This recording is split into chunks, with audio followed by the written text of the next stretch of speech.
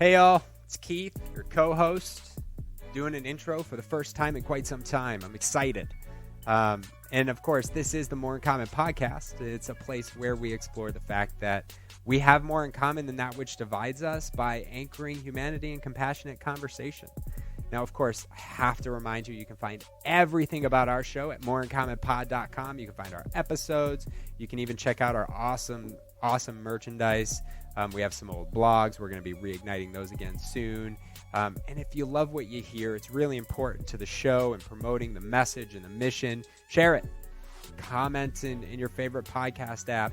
Send us some feedback so we can continue to grow and get better. Now, this particular episode is an extra bonus episode off the tail of last week. Super excited to bring it to you, right? This episode in particular is going to be our last episode of Season 2, which was dubbed Discovery, in our 2020 series dubbed A Decade Possible. Now, we're going to start up Season 3 next week, which is going to be a whole new theme with a whole new set of guests. But as we wrap Season 2, we're actually going to bring to you an episode of the Data Binge Podcast. It's our buddy Derek Russell, who hosts it, had us on his format just a couple of weeks ago. So we're going to a bit cross-promote and let you get to know us a little bit more via this conversation, as it was an awesome conversation where we get into, managing anxiety, especially in the professional space, managing mental health, which is a common topic for us to begin with. How we keep going, how we get up in the morning, all kinds of topics, what it is that More in Common is doing beyond just this podcast. So we're super excited to bring that to you. Now, just as a quick intro, so you can check it out outside of this episode, the Data Binge Podcast really is a library of discussions with technologists and business leaders focusing on the human relationship with technology. Derek is a data and AI specialist at Microsoft, how we know each other, and an evangelist of how diverse and inclusive data-driven cultures can create greater good across organizations, communities, and individuals. His podcast focuses on highlighting the relationship of humans and tech and the consciousness which truly separates us as living beings from the always connected and wired world of machines. Our daily struggles, our mental health, our emotional freedom, and all these things that we can control and that will play a part in how we successfully co-evolve with technology. The human element in this world of technology is the richest component in any past, present, or future tech. So Derek does these live on LinkedIn, YouTube, and Facebook, so you can join, you can engage, you can ask his guests questions, which is super awesome format. And of course, we've already recorded this one, so you can send us all the questions you want, and we'll be sure to try to get back to you as quickly as possible. So enjoy this episode. Super excited to bring it to you, and we'll put all the ways you can find Derek and the Data Binge Podcast in our show notes. So check it out.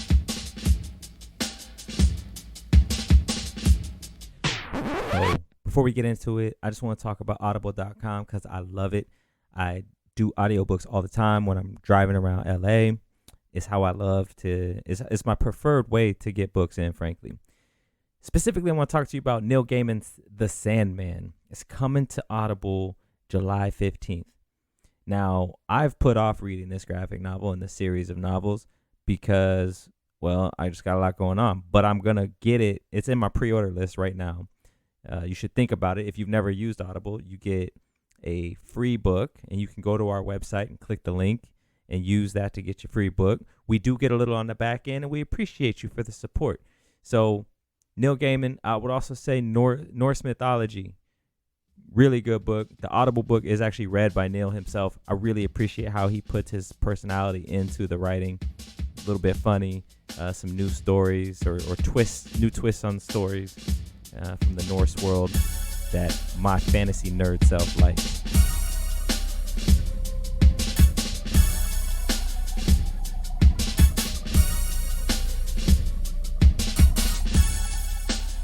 Gentlemen, how you doing? Good morning. Good morning. How are you, my man?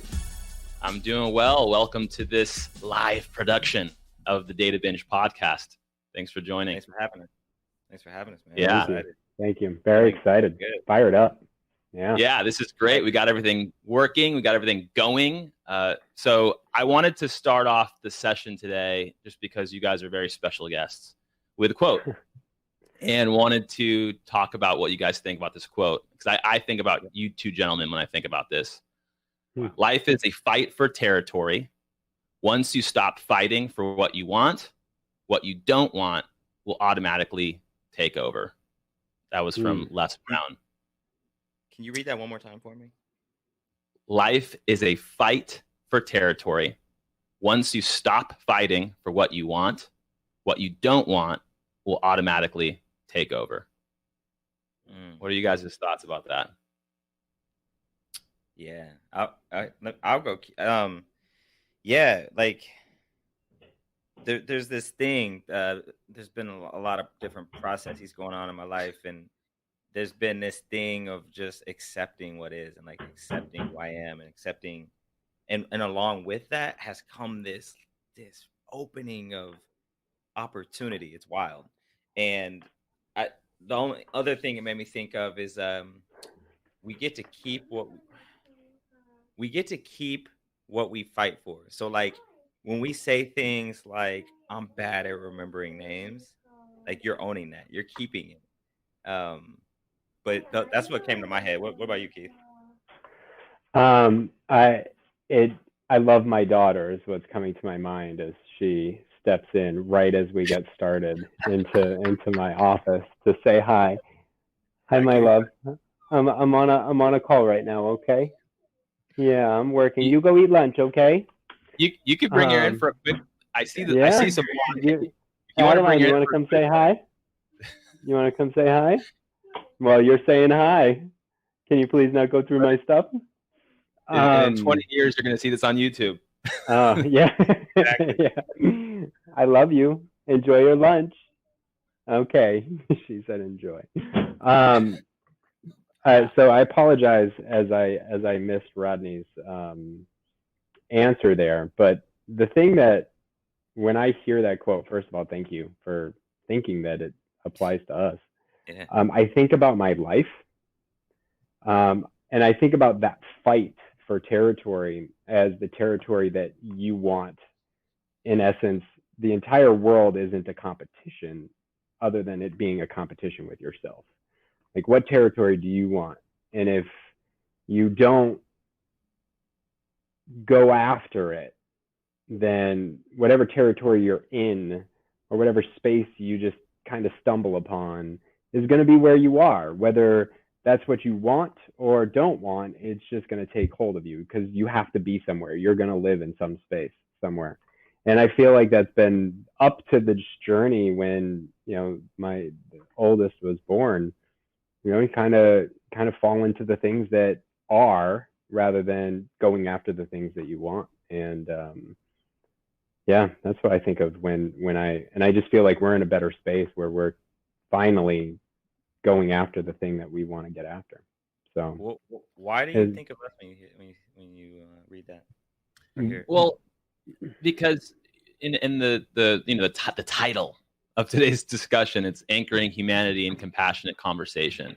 And just doing some study on you gentlemen, and I'll let you get into your podcast. I'll let you get into your mission, your company. Keith can talk with his daughter a little bit more. A little bit more. Yeah. The COVID world, people. This is the COVID world. Children, mine is probably going to have a vanilla yogurt pouch. That's right. Okay, I love you. Yeah.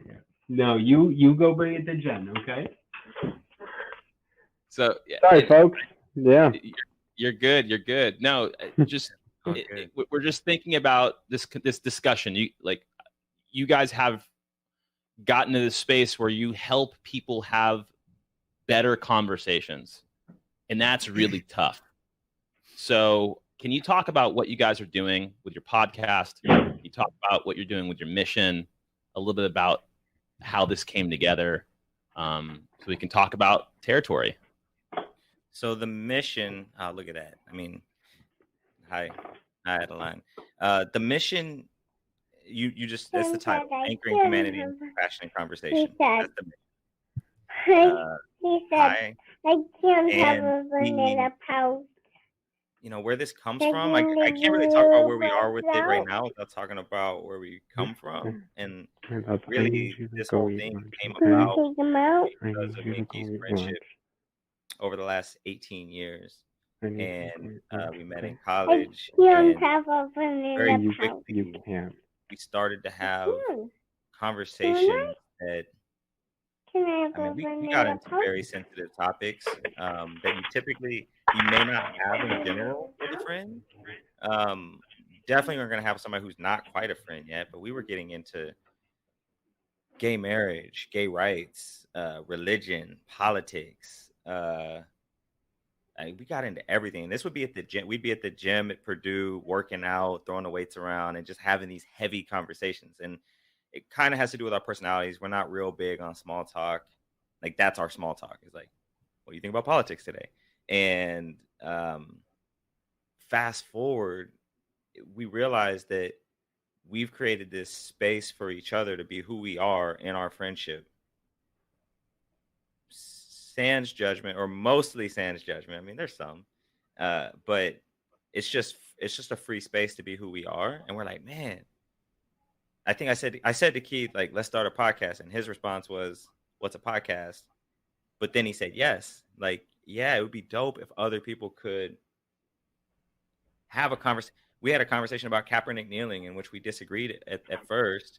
But we talked through it for a week or 2 weeks and had really good conversation. We're like, man, what would the world be like if everybody could just have these conversations and hold space for the person or people that they're talking to be who they are and to believe what they believe, and for us to also believe that they're human and they're deserving of just like the basics of respect and humanity. Like, what would that do to conversation? What would that do to where we're trying to go as a species? But yeah, that's my answer. Keith, I gave a little bit of the background from college and some of our conversations the last 18 years and touched on the Kaepernick thing, but like, what would you add to like what our journey is and where actually right now, like where we are right now with the podcast and where we're going from here? So I think since we're live, I want to use like what just happened, right? Like the way Rodney and Derek, like, it's just like, hey, let her in. Like, giving that kind of space is not easy for people, right? Like, we're trying to accomplish something, we're trying to do something, we're trying to be in a place of doing a live for the value of a brand.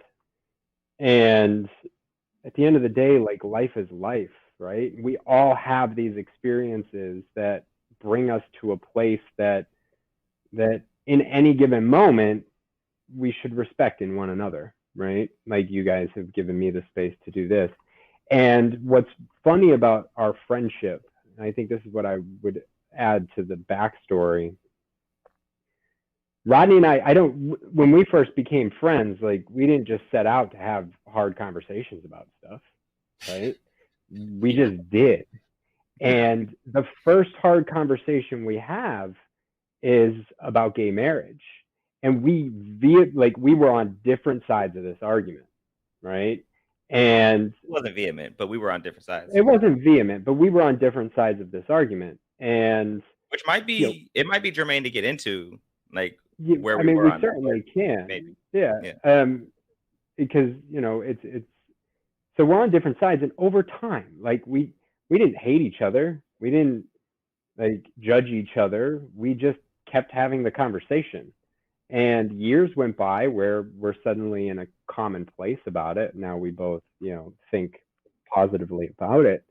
But at the end of the day, it was always rooted in respect for one another because of the person that we are, not the thoughts that we hold in any given moment in time.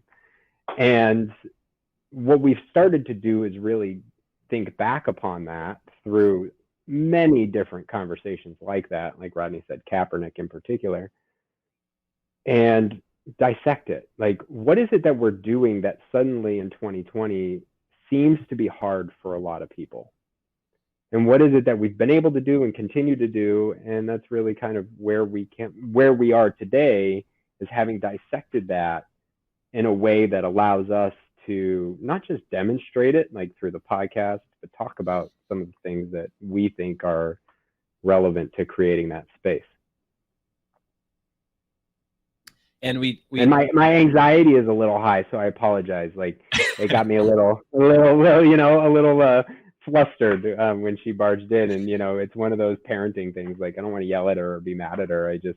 I got to give her that space too. So I'm trying to come back from that. So give me a minute too. I can do an entire podcast on anxiety.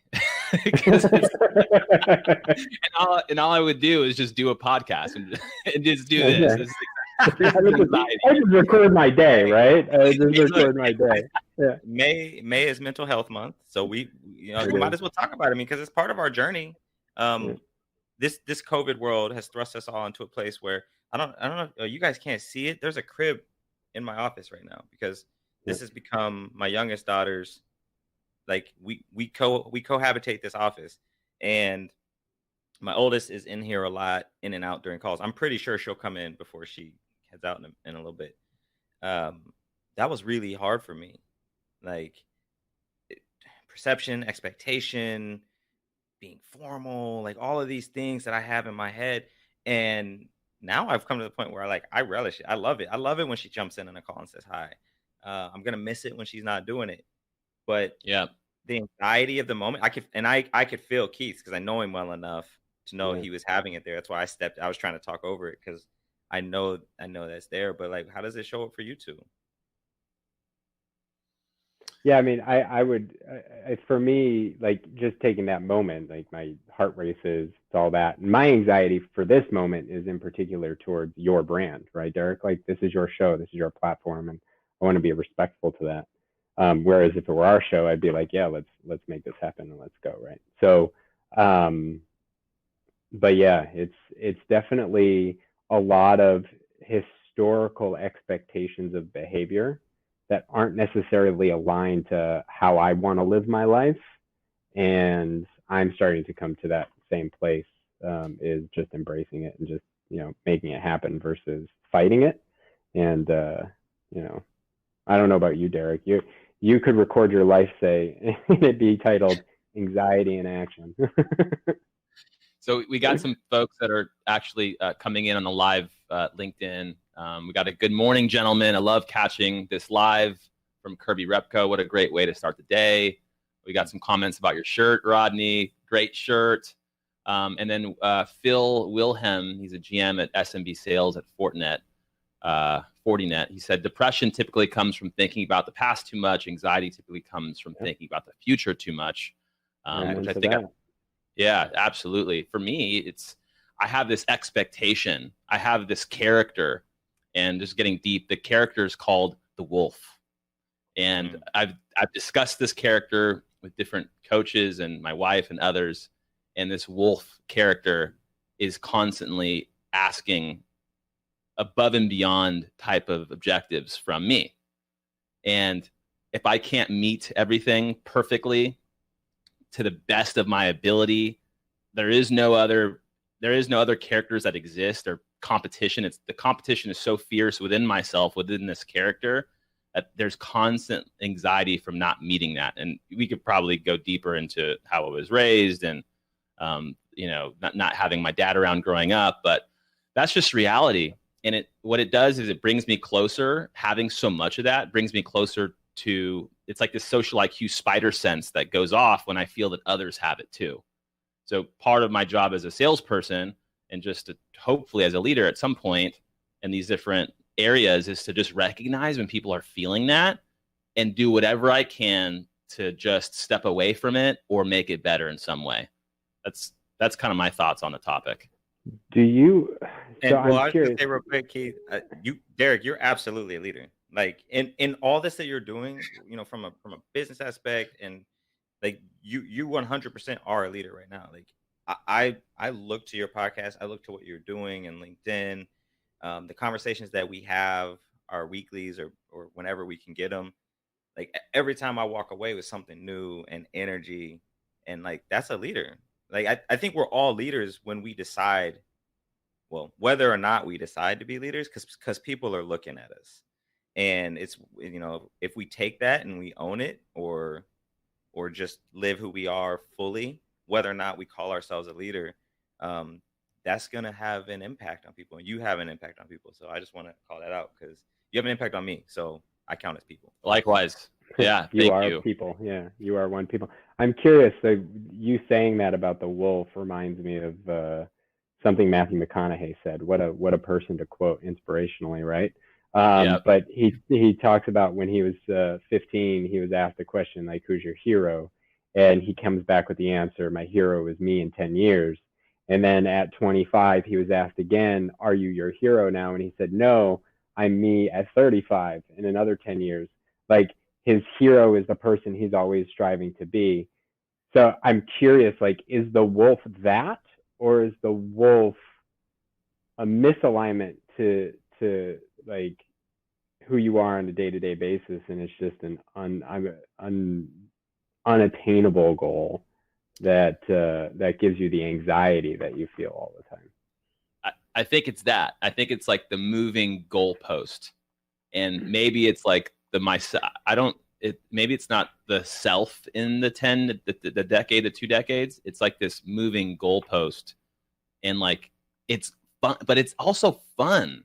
It's fun to be clammy and sweaty right now. It's fun to be worried. You know what I mean? It's fun to have anxiety. You know what I mean? Like, it's I like it because it's pressure. It's like, it's dynamic. It's changing. Like, peace is really great too. I think there's good times for peace. My wife is the most peaceful person on the planet.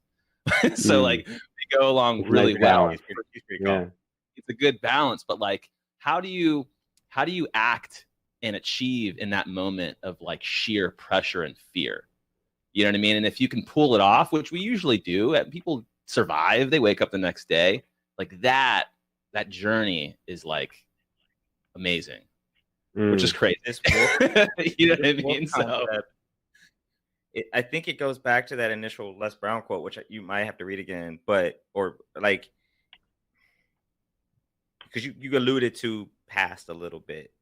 And I think so much of our expectations of ourselves come from culture and family and society, and like things that we think we should be, that we maybe don't even believe wholeheartedly ourselves. And when you strip all that away, when you strip away the things you should own or should be, the tyranny of should, you can get to who you are.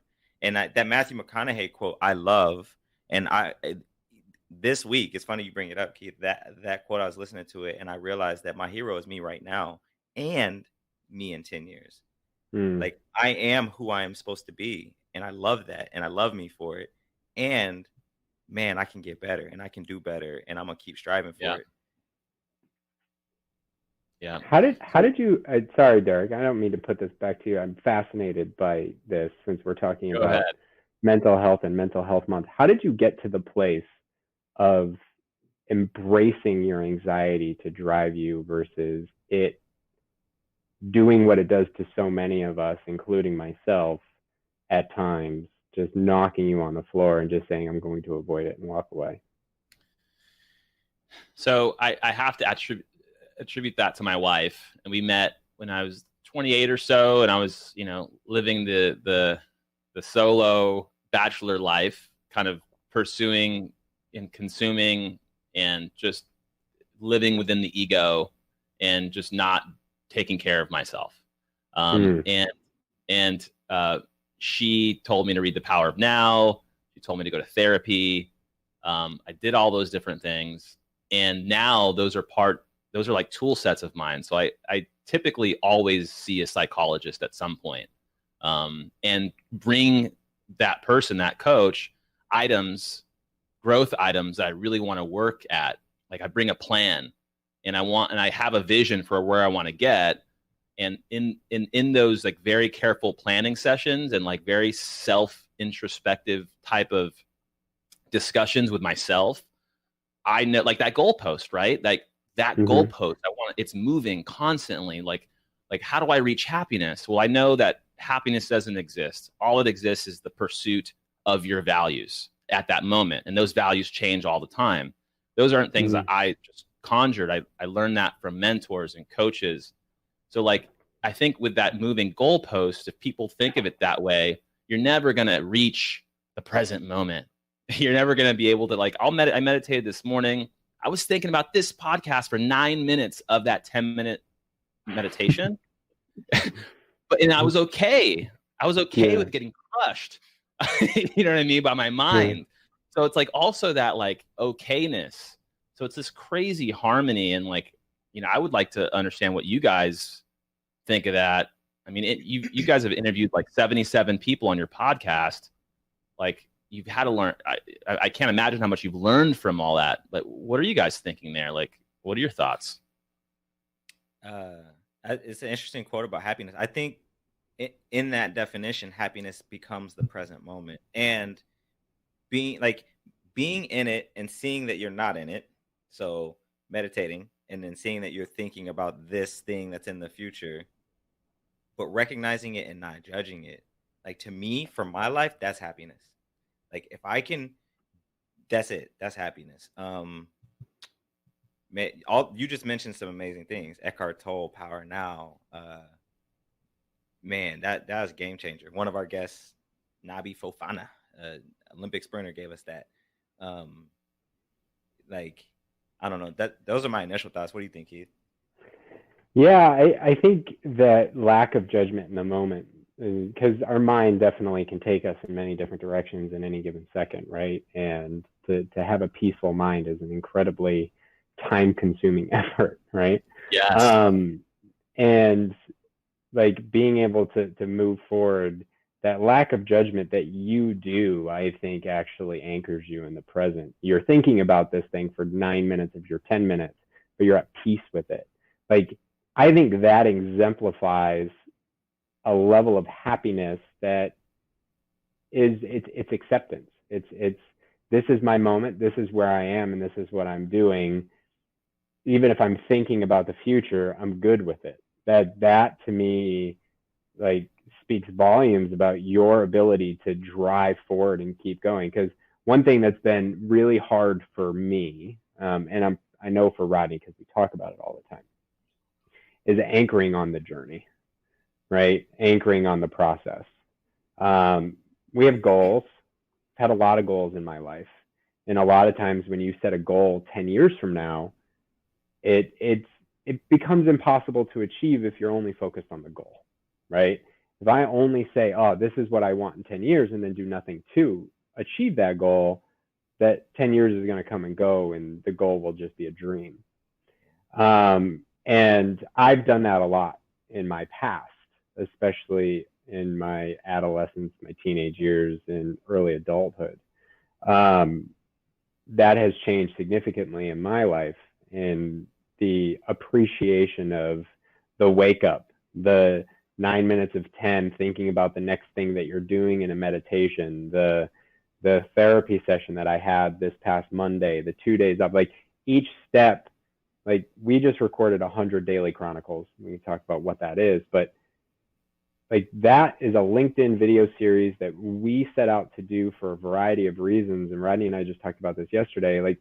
At the end of the day, all it really is, aside from its content, is us just showing up for ourselves each and every day to keep moving one step forward. And, I think that's when you talk about that, that's what I think about with happiness. It's the embracing of the process. One thing I know there, real quick, just to directly answer your question about what we've learned from guests. That's an amazing question, and I think we should write a book about it, because what we've learned, which is probably what we'll do, of what we've learned.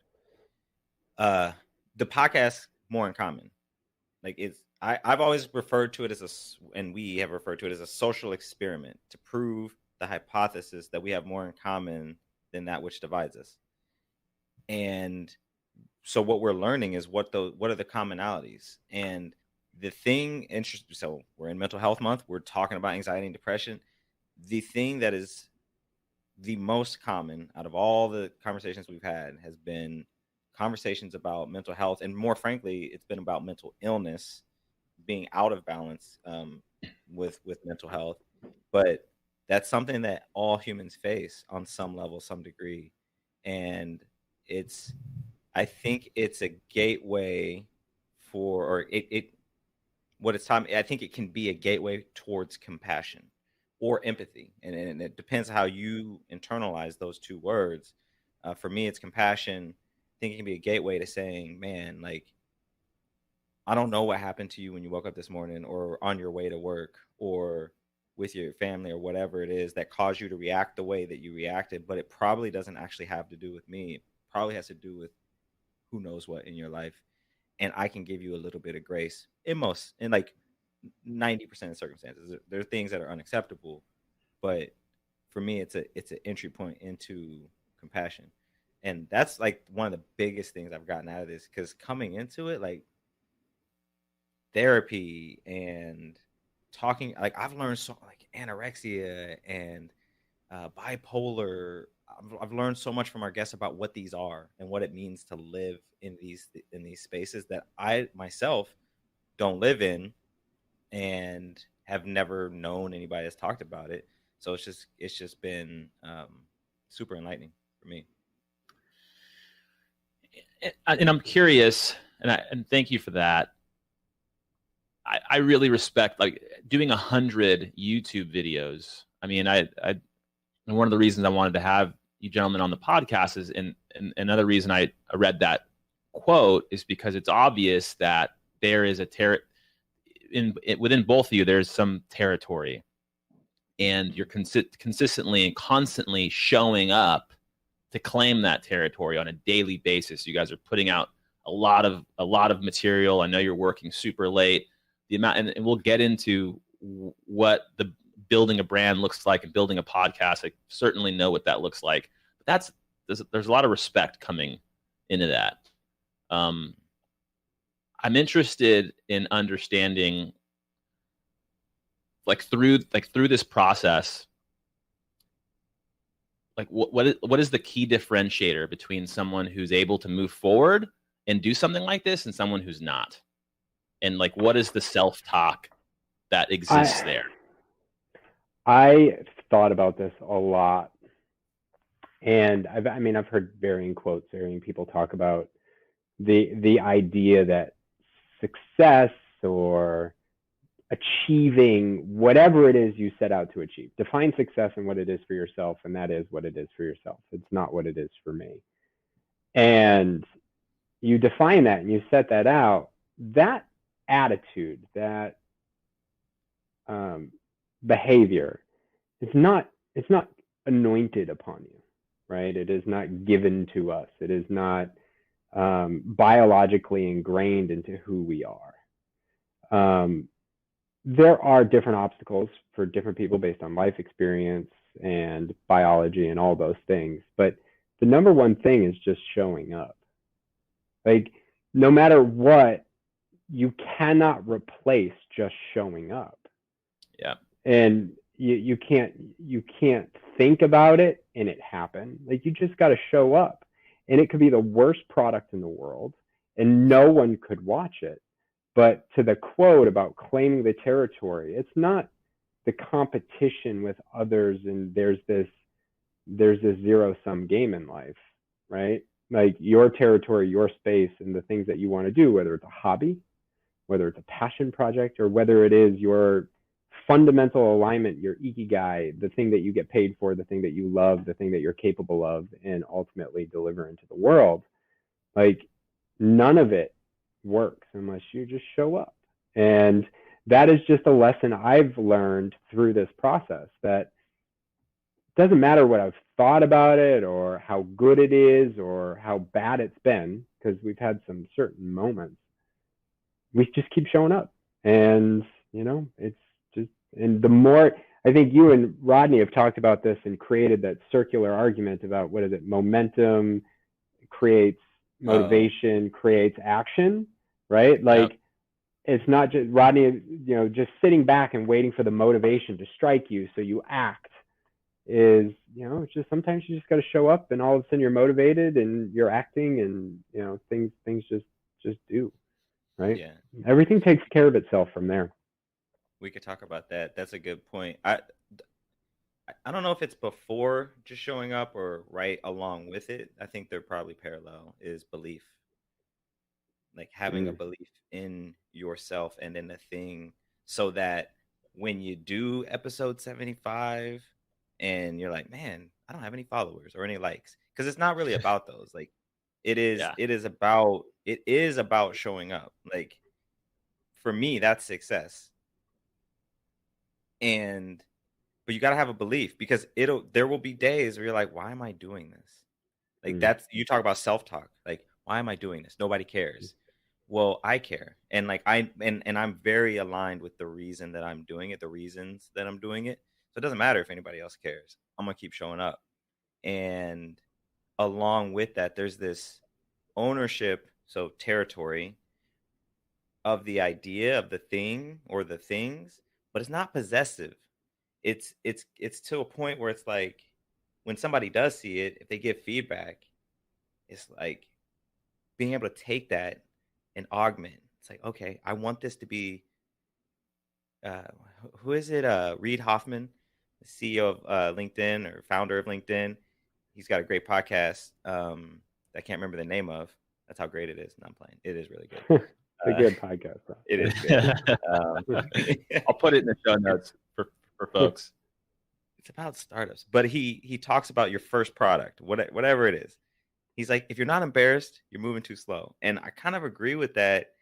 Like, just go and iterate. And if you believe in it enough and you keep showing up, eventually somebody's going to give you some advice, or you're going to watch a YouTube video, or you're going to learn about lighting. You're going to learn about how to write better. You're going to want it to be better. And and this is where I talk about the possessive thing. Cause like sometimes if it's yours and somebody makes a comment, it's hard to hear it, because it's like a critique. It's like, but this is my baby. And it's like, well, but I want my baby to be amazing. I want it to be consumed. That's not, it's weird, because you got these competing things. Like showing up is a success, but I do want it to be consumed. I want it to be out there. Results do matter. Yeah. Yes. And yeah, so it's a lot of that Done stuff. is better than perfect, right? Oh boy. Perfectionism. So you talk about self-talk. Your boy here has got perfectionism. They say fear is the mind killer, or if you're a Dune fan, sci-fi, like fear is the mind killer. Nah, perfectionism is the mind killer. Like, good God, there's so many things I never got off the couch and did that I had like wonderful ideas on, because I gotta have it all ticked and tied, every single I, every single T. And it's like, nah, man, you really need like 30%. Like, just go, just do it. We to the point of that, like, consistency draws in assistance, whether it's one person, to what Rodney was saying. And we're building out this consulting practice to bring the approach that we try to deliver from anchoring humanity and compassionate conversation through some of the tools and techniques that we've dissected in what we do and what we've learned through study. And suddenly we are talking to some folks who have influence and impact that could bring us into a space where now we're starting to see the financial component of our efforts, right? And starting to deliver on that. Not because we have this great idea, right? And that we have passion around that idea that we've been talking about for 3 years and haven't done anything for. It's because we have this idea, we have passion around the idea, and we've shown up every single day for 3.5 years in some capacity. And we've shown that, hey, we're not just thinking about it. Like, so showing up, it's good for you, it's good for the soul, it's good for the outcome, and it's also, it draws in people to help you along the way, because we definitely don't do it alone. What's that look like for you, Derek? Like, what's the self-talk? What's the win for you? So there's a lot of self-talk. So before we go there, Kirby, he's making some contributions here. He's saying, what separates you? Kirby Repko is a solution architect at Microsoft that worked closely with. Great guy. He's got almost 1,500 followers on his YouTube channel. I think it's called SQL Talks. So a little shout out to Kirby. He's just an amazing person. So the fact that he's contributing live to this is it's very special. He's saying what separates you three is you are actually doing versus just talking about doing. You just get better doing. And he's also like, looking at this live broadcast is a great example. I have no idea how you guys are producing this 3-camera feed. Amazing. So he's a camera guy. Kirby, I'll tell you right now, the self-talk, my light turned off, probably because I have a crappy light that I bought for super cheap. Turned off while you guys were talking. The self-talk was, you suck. Why didn't you buy a better light?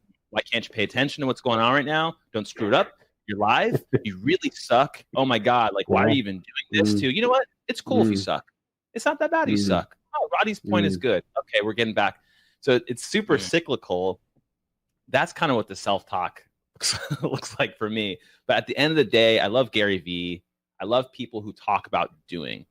I'm in this phase right now where it's like doing. People who are doing right now instead of thinking are just accomplishing tasks.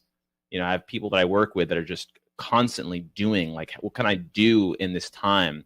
I brought on Matt Hoffman, Homan from the, he has a business in St. Louis, and he talks about how to have an efficient meeting and what that looks like, and how meetings aren't constructed to get to objectives. They're just a means to an end.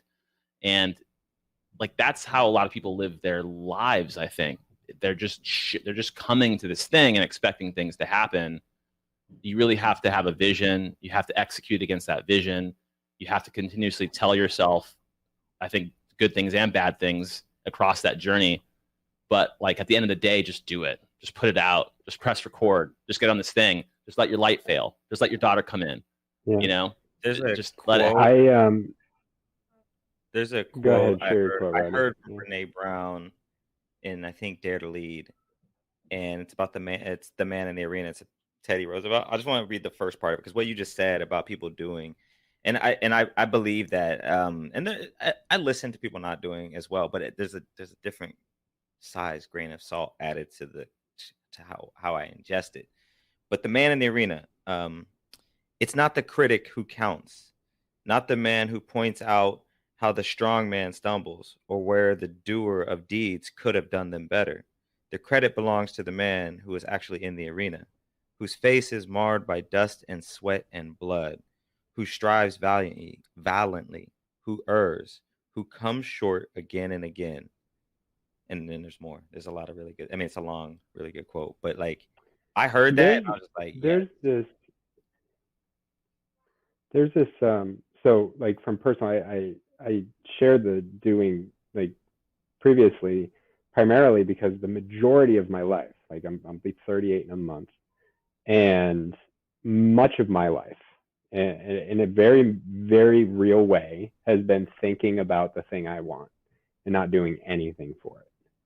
And experiencing the polarity between a life you want without action and a life you want with action.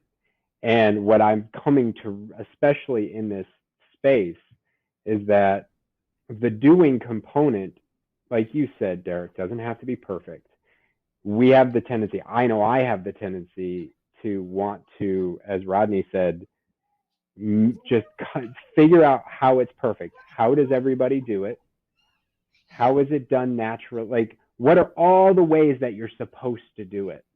And what I'm coming to grips with is that, like, the formula of life is not predetermined, right? We all have a measuring cup that may use different forms of measure, and we may get the same results doing it in a different way. So when you do it, you're finding a way to do it with your own flavor that aligns to who you are through those mistakes and the learnings from others on how they've done it better, and maybe how I don't care how they did it better. It doesn't align to who I am. And you the only way you understand that after however many years of doing is by getting up and going. You know? And while I was appreciating your comment, Rodney, I think you brought in one of your little girls, the eldest, to come and say hi. She's It's pretty cute. Good thing I'm looking right at the camera. Otherwise, I'd be like, smiling and waving and talking like a baby while Keith is dropping hot knowledge. Don't worry, I wasn't looking at you anyway, Derek, so I wouldn't have known. Yeah. So John Rockwell, someone I worked with in the past, came in and said, "Impressive lack of quarantine beards, gentlemen." I shaved this morning. Yeah. Funny thing is, though, like, facial hair is not my friend. It doesn't grow very well, and I probably shave once a week. So, I figured I'd clean up for this one. Yeah, I'm growing my Pharaoh goatee. It's getting pretty out of hand, but if I could, I would. I just can't. I can't do it doesn't grow. Yeah. The best part about me growing out a beard is I cross the line of like 5 different racial prejudices. Yeah. I'm getting stopped by police. I'm getting stopped by immigration, TSA. I'm getting hit by everybody. Yeah, everyone's hitting me up. You know what I mean? So I don't do the beard. So I know we got 15 minutes left or so. I'd love to tie this into company culture. How you guys are talking about like culture. I know last year, Stacey Albert, she's an account executive at Microsoft. She was the diversity and inclusion lead for the Southwest. She put on a lunch, and I couldn't find the exact invite, but you guys were brought in. You delivered an amazing show or talk. I don't know what you want to call it, engagement, based upon understanding your biases. And I'd love to understand, we're having this really great conversation. And honestly, you guys are professional conversationalists because you're just I'm so comfortable right now. It's crazy. And I do this quite often. So you guys are good at this. Thank you. What does it look like in the enterprise space?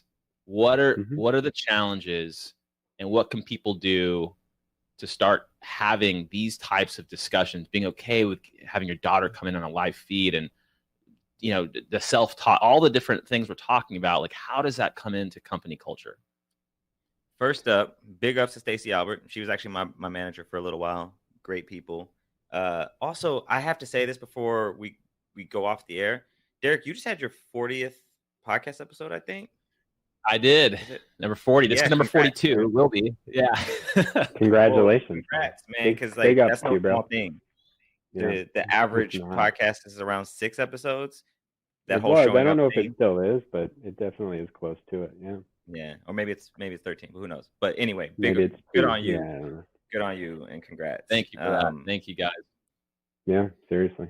So one of the things, so if we're writing the book for what our guests have taught us, so the conversations that we've had with them has informed us on who we are. It has informed us on how people interact and commonalities, and it has turned into this corporate culture consulting. And essentially, we have broken down a methodology on where people can start to engage to create a space like this. Like, the thing that we do is we create a space where people feel safe, they feel comfortable, and people talk about the safe space all the time, but I don't know that, well, what we've done is to define that space and give tools on how to build that space. And then from there, you go start working on the culture and you start doing the hard work. I don't know what you want to add. Yeah. So I would say workshop, where we've actually modified the content to be more workshoppy, if that's a word. Rodney, I've been given feedback in the past to not use this analogy, but I'm going to use it anyway because we're on the Data Binge and I'm allowed to in front of Data Binge audience. In the realm of quantum physics, right? I knew it. Yeah. There's this thing that physicists have been searching for, and they finally discovered it. Is the Higgs boson, right? And the Higgs boson is essentially a particle that gives the physical matter that we all feel and touch. Like, without the Higgs, nothing would exist, right? And that's how I think about our approach and what we're trying to do, right? There are amazing organizations out there that will strategize on a corporate culture strategy. There are amazing organizations out there that'll help you to teach you to listen better, or different ways to communicate, or different ways to ask questions. What we have found is that there isn't a lot of space that exists that says, how do we find that baseline that just gets people to engage with a proper set of expectations and understanding, not of what you're going to say or how you're going to say it, but just that it is there to be said and it is there to be asked. So we've put together the MORE approach, which is 4 core principles of creating a space that's meeting people where they are, open to listen more, removing intent, and embracing curiosity. At the same time, looking to we're expanding that. We've started expanding that into this space of what is culture, right? At a company, there's intentional culture, and then there's culture. Culture lives no matter whether you set out for it or not. And there's this thing that has happened in the past. We're all Microsoft employees, but I'm going to talk about Google for a second. When Google first started, right? Yeah. When Google first started, like, people, you talked about the culture. So when you showed up, you were trying to find how you can participate in the culture that exists. There are very few organizations that in whole set that and keep that going. Oftentimes it's, this is what we believe, but then you're kind of just taking part, and it modifies and molds based on the people, because no one really understands what it is that we should be doing to live the culture that leadership wants to do. So we're trying to help define what that is, working on a lot of depth around values and fundamental activities that actually assign to those values. So people, when they show up, they know how to live the desired culture that you're setting out for as an organization. And to one of your points, Derek, like, how does it play out in the enterprise corporate world? Like, how does it play out at a Microsoft? We're because of the space, like, we're really good, and we actually relish in being in super uncomfortable conversations, talking about Trump and Hillary, talking about, I mean, we've gotten into so many things on the podcast, but we bring a lot of those into the corporate space, which is, for us, even was, talk about self-talk, like, oh, we can't do that. We can't talk about Trump. We can't talk about Hillary at our workplace, let alone a workplace. But it turns out that important conversations are important conversations, and ignoring them at work and ignoring how to deal with them at work doesn't make them go away. To Keith's point, culture happens. Like, whether you are a founder and you've got your core team and you're building your culture intentionally, or you're just banging it out to get deals and go get Series A and Series B, and it's everything for the dollar, and you're not thinking about culture's happening. And when you then have 1,000 employees or 500 employees or 100,000 employees, that culture has just grown, and it lives. And so what we do is we come in and we address it for that group that's like, oh crap, it's gotten out of hand, which is usually after some kind of incident, some HR incident or a media incident.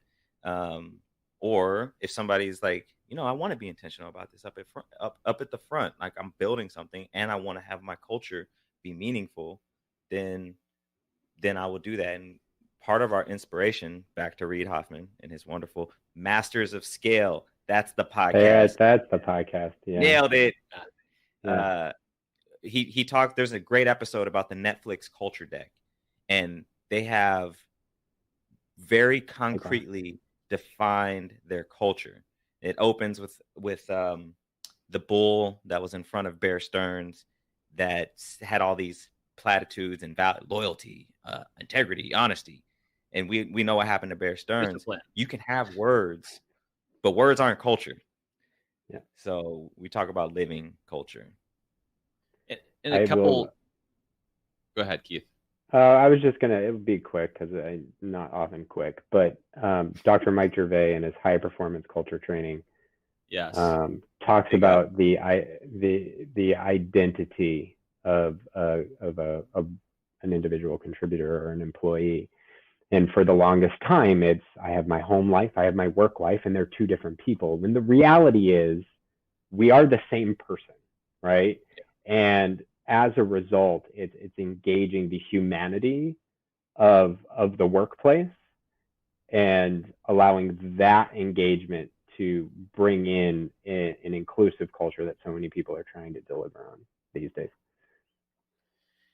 And I know we've got a couple minutes left in terms of culture, like why people should care, why managers should care. And there's a lot of data on this, and just some stuff I pulled from Forbes, who got some data from Gallup. Highly engaged teams show 21% greater profitability. We're talking about engagement. Employees who feel their voice is heard are 4.6 times more likely to feel empowered to perform at their very, very best. We're talking about revenue. We're talking about numbers, business metrics. 96% of employees believe showing empathy is important to advancing employee retention. And then disengaged employees cost U.S. companies up to $550 billion a year. So some big items here. So I got two more questions, and we can end this thing. And we got 4 minutes. Let's set the timer. One, can you leave something for the guests to understand how to have a better conversation? And then two, once we answer that, I have a question I always ask my guests.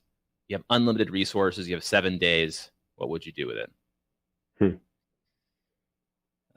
Keith, go first. I talked first most of this. Yeah, that's fair. To have better conversation, God, we ask the same question to all of our guests, and it's the first time I've been asked.